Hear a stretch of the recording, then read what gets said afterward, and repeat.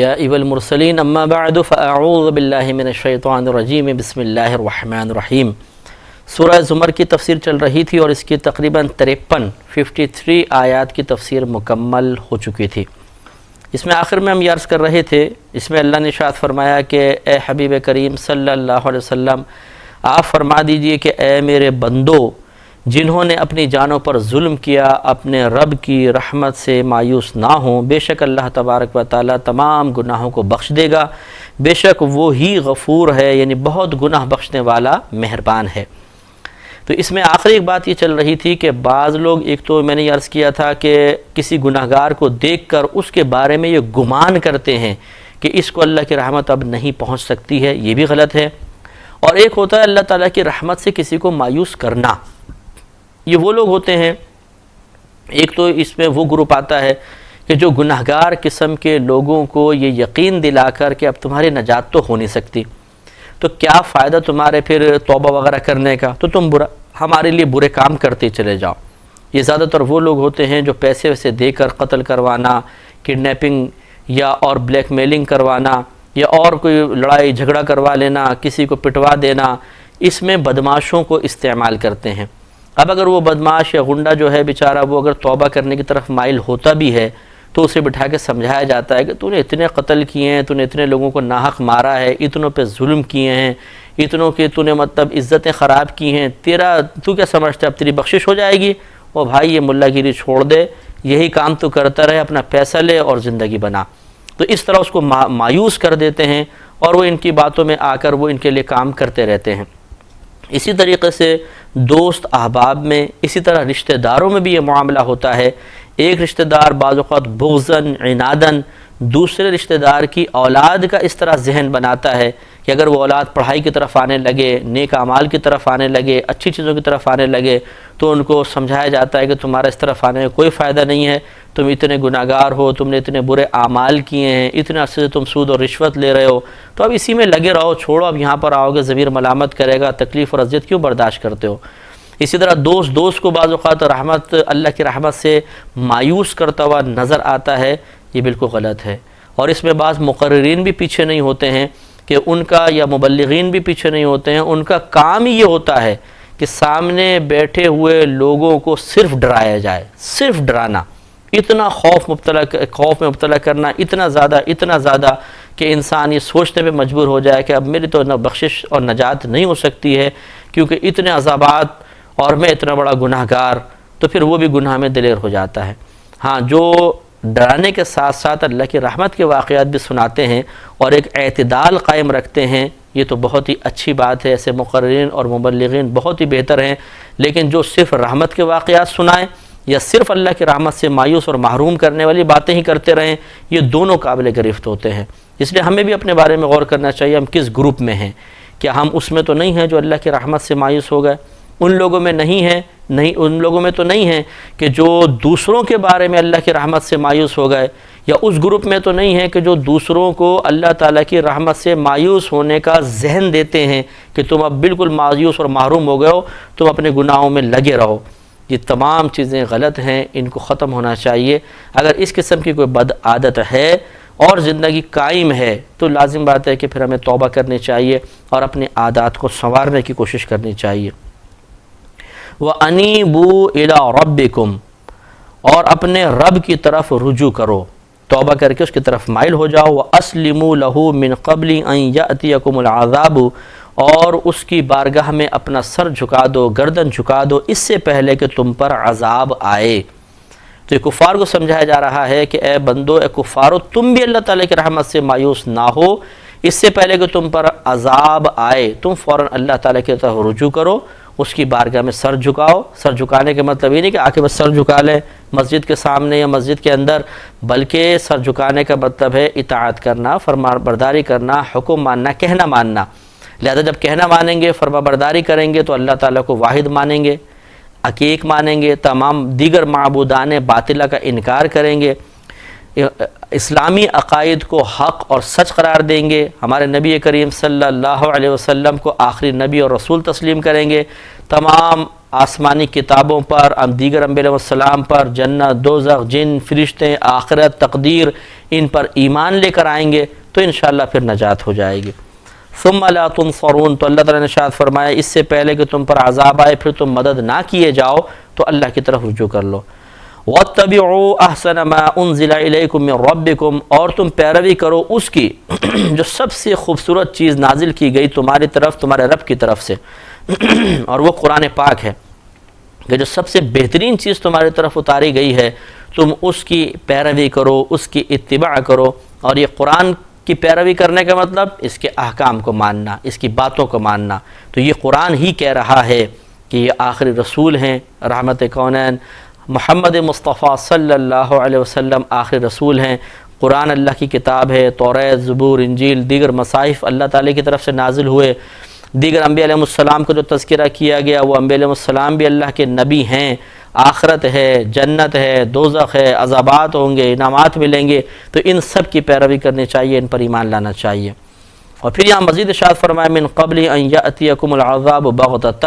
اس سے پہلے کہ آ جائے تمہارے پاس عذاب اچانک، وانتم لا تشعرون، اور تم شعور نہ رکھو، یعنی تمہیں احساس بھی نہ ہو، تمہیں علم بھی نہ ہو، اچانک تم پر عذاب آ جائے، اس سے پہلے تم اس کی پیروی کر لو جو اللہ تعالیٰ کی طرف سے سب سے زیادہ خوبصورت اچھا نازل کیا گیا، یعنی قرآن۔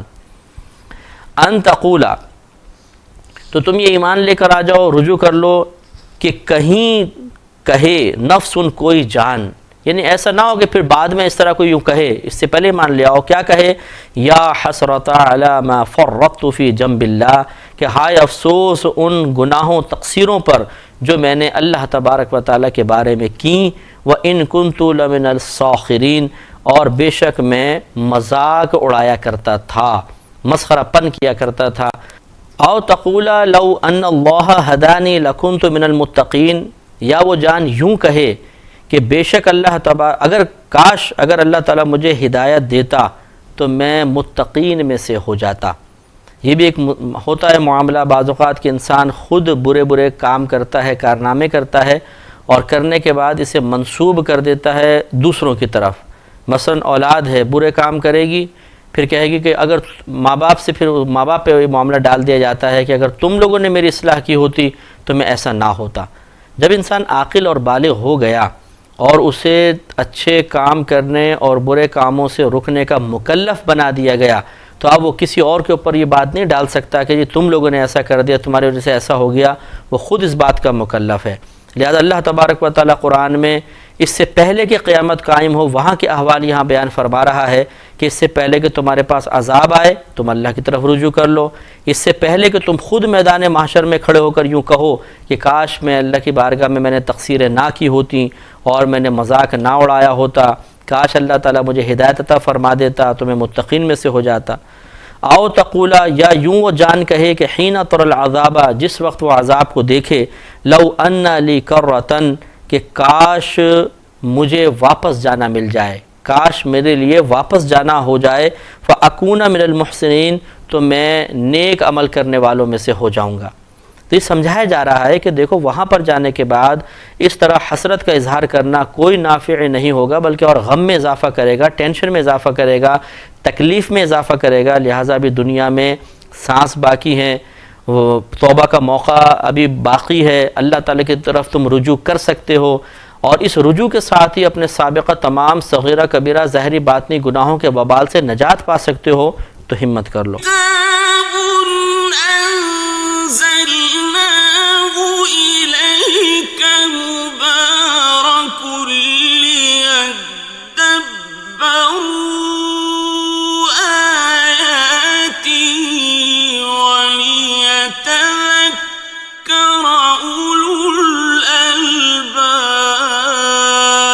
بلا قد جاءتک آیاتی،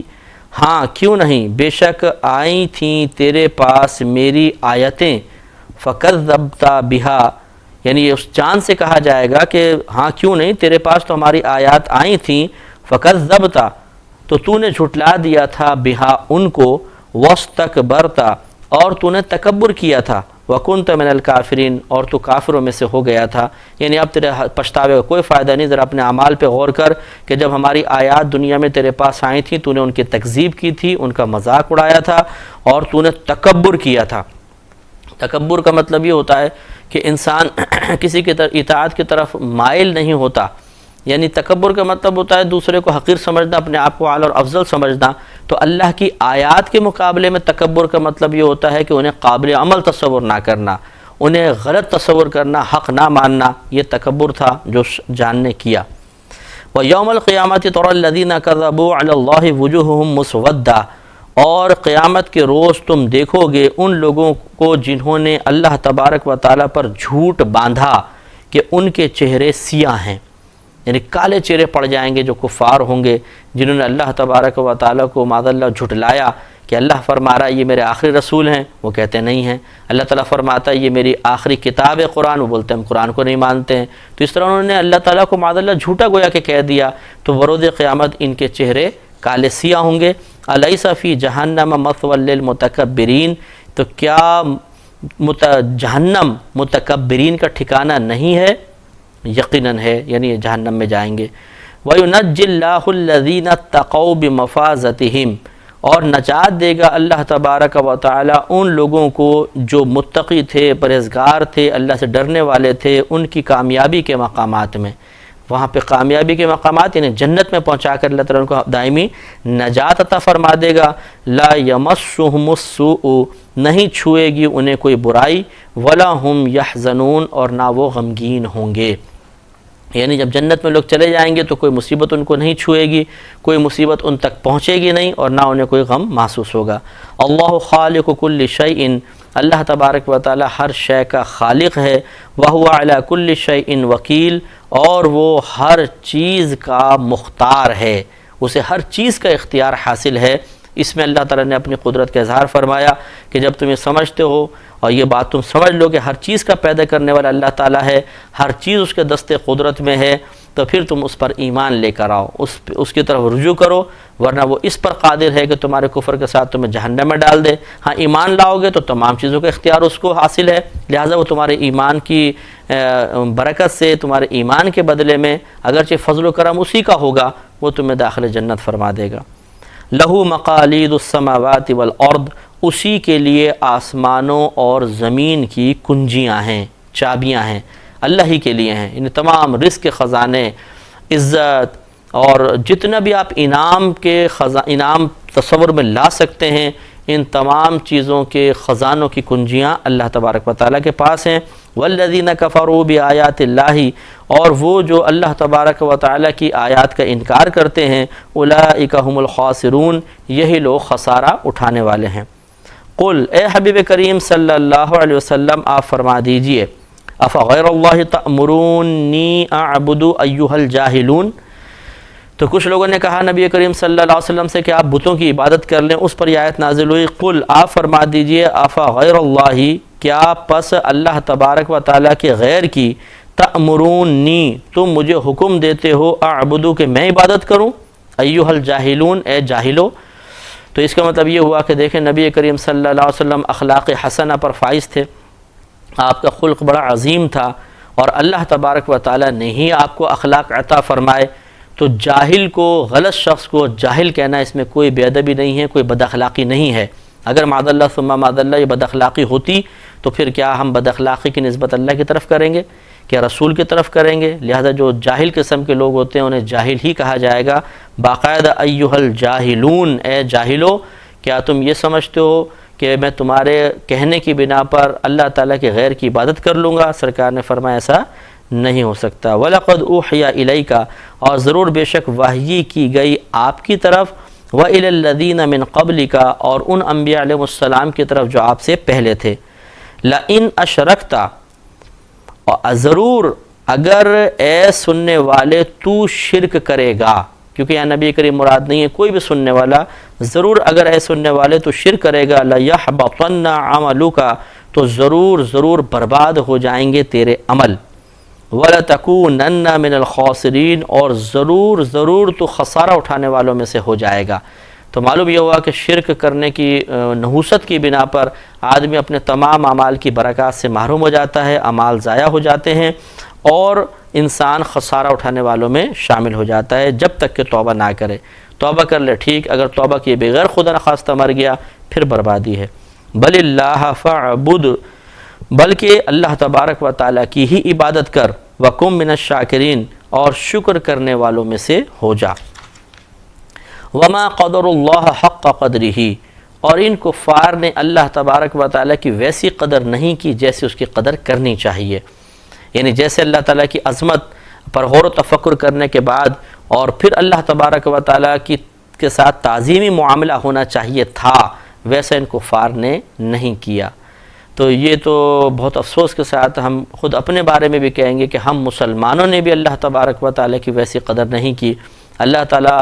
ہر وقت ہمیں اپنی نعمتوں سے نوازتا ہے۔ یہ سانس کا آسانی سے باہر نکل جانا اور پھر ہمارا سانس کا آسانی سے اندر جانا، کیا یہ اللہ کی بڑی نعمت نہیں ہے؟ اگر یقین نہ آئے تو ذرا ناک بند کر کے اور ذرا آدھا منٹ تک بیٹھ کر دیکھیں، بلکہ میں تو اکثر کہتا ہوں کہ آپ کا ایک نتنا کھلا ہوگا، ایک سے یعنی سانس جاری ہوتا ہے، ایک بند ہوتا ہے۔ جو بند ہے وہ تو بند ہی رکھیں، مثلا جیسے کھلا ہوا ہے، اور اس کو تھوڑا سا اس طرح دبا لیں کہ بالکل باریک سا سانس نکلے، کہ آپ کو پوری طاقت لگانی پڑے سانس اندر کھینچنے میں، اتنا بس باریک سوراخ رکھیں، اور ٹائم نوٹ کر کے 10 سے 12 سیکنڈ یا 20 سیکنڈ، صرف 20 سیکنڈ آپ اس مشقت کے ساتھ سانس لے کر دیکھیں۔ 20 سیکنڈ کے بعد پھر ایک دم ناک کو چھوڑ دیں اور ایک لمبا سانس کھینچ کر دیکھیے، تو آپ کو احساس ہوگا کہ سانس کا آسانی سے اندر جانا یہ بھی اللہ تبارک و تعالیٰ کی کتنی بڑی نعمت ہے۔ تو اللہ تعالیٰ ہم وقت ہمیں نعمت عطا فرما رہا ہے، یہ تو ایک نعمت کا تذکرہ ہے، ایسی اربوں خربوں نعمت اللہ نے عطا فرمائی ہے۔ ہم نے اس کے جواب میں اللہ تعالیٰ کی کیا قدر کی، ہم نے اس کی کتنی تعظیم کی، ہم نے اس کی عظمت کا کتنا لحاظ و پاس کیا؟ یقیناً نہیں۔ ہم ہزارہ گناہ کرتے ہیں، اللہ کی نافرمانی کرتے ہیں، اس کی نعمتیں حاصل کرتے ہیں، اس کا رزق کھاتے ہیں، لیکن بات اس کے دشمن شیطان کی مانتے ہیں، تو یہ بھی ایک انتہائی بے مروتی والا معاملہ ہے۔ اس سے بھی ہمیں بچنا چاہیے اور اس پہ غور و تفکر کرنا چاہیے۔ آگے اللہ تعالیٰ نے اپنی قدرت کا اظہار فرمایا کہ وَالْأَرْضُ جَمِيعًا قَبَضْتُهُ يَوْمَ الْقِيَامَةِ، کہ اور زمین تمام کی تمام قبضے میں ہوگی، قبضے میں کروں گا میں اسے قیامت کے روز، یعنی اللہ تبارک و تعالیٰ قیامت کے روز تمام زمین کو سمیٹ دے گا۔ قبضے میں کرنے کا مطلب تمام زمین کو سمیٹ دے گا۔ وَالسَّمَوَاتُ مَطْوِيَّاتٌ بِيَمِينِهِ، اور اس کی قدرت سے سب آسمان لپیٹ دیے جائیں گے۔ تو جب زمین سمٹے گی تو لازم سی بات ہے کہ اس میں اتنی گنجائش تو نہیں کہ ایک چیز دوسرے کے اندر داخل ہو جائے، تو وہ تباہ برباد ہوگی، اور اس طرح آسمانوں کو لپیٹ دیا جائے گا، یعنی تمام آسمان بھی تباہ و برباد ہو جائیں گے۔ یہ قیامت کا معاملہ ہے۔ سبحانہ و تعالی عما یشرکون، اسے پاکی ہے اور وہ بلند و بالا ہے اس سے کہ جو وہ شرک کرتے ہیں،